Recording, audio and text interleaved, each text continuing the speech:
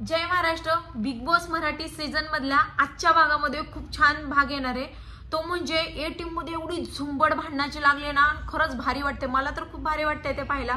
कुणाकुणाला पाहायला भारी वाटतंय ते नक्की सांगा. सगळ्यांच्या मनासारखं झालंय की ए टीम मध्ये भांडणं खूप खतरनाक लागलेत एकमेकांचे. म्हणजे निकीचे आणि ते वाद चालू आहे हे आपल्याला सगळ्यांनाच माहिती आहे. आणि बिग बॉसने आणि रितेश सरांनी खूप छान अशी भांडणं लावून दिलेत निकीला वीकेंड शॉवर मध्ये चुगली सांगून. आणि त्यानंतर निकी जाता जाता बोलते की वैभवला आणि जान्हवीला की मी ह्या बिग बॉसच्या घरातली महाराणी आहे. तेवढ्यात जान्हवी चिडते आणि जान्हवी बोलते की तू ह्या घरात राहण्याची लायकीची नाही, म्हणजे कॅप्टन होण्याची तर लायकीचीच नाहीये. कोणाकोणाला वाटतं की जान्हवीचा अजून पण माज उतरला नाही आणि खरंच नाही उतरला. तिला एवढी मोठी शिक्षा देऊन पण तिचा माज उतरला नाही.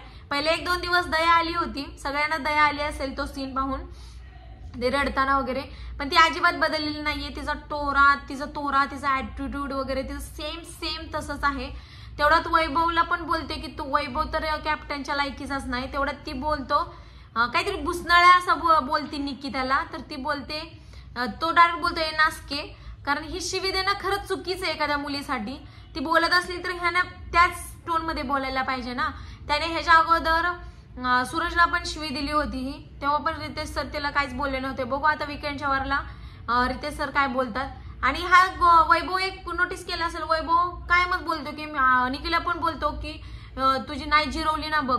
आणि हा तो पण आता 1 महिना झाला सीझन भाग सुरू होऊन बिग बॉसचा मराठी, तो पण बी टीमला सारखा म्हणायचा तुमची नाही जिरवली तर बघा. अरे काय जिरवतो तो, काय नाही जिरवत, फक्त बोलायचं आहे, इथून बोलायचं ह्याचं आहे, बाकी काहीच नाही.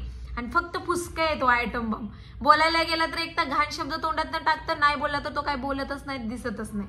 आणि तो फक्त आरबाजची सावली आहे. आणि आता खरंच कुणाकुणाला तर आतुरता लागली की नेमकं आता काय होणार आहे, काय टीम वगैरे काय वेगवेगळ्या होतात की नाही काय माहिती. पण ए टीम मध्ये भांडणं लागून खरंच खूप भारी वाटतंय. आणि कुणाकुणाला आवडलं ए टीम मध्ये भांडणं लागली नक्की कमेंट बॉक्समध्ये कमेंट करायला विसरू नका. आणि हा, नॉमिनेशन मध्ये जर सूरज, पॅडी दादा वगैरे बी टीम मधले किंवा डीपी दादा आले तर त्यांना पण वोट करायला विसरू नका, त्यांना सपोर्ट करायला विसरू नका. त्यांना आपल्या सपोर्टची खूप गरज आहे, कारण आपणच आहे की त्यांना वरतीपर्यंत नेऊ शकतो.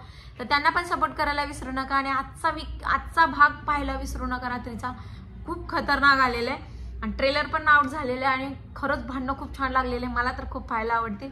आणि तोपर्यंत भेटूया नवीन एका व्हिडिओमध्ये. तोपर्यंत जय महाराष्ट्र.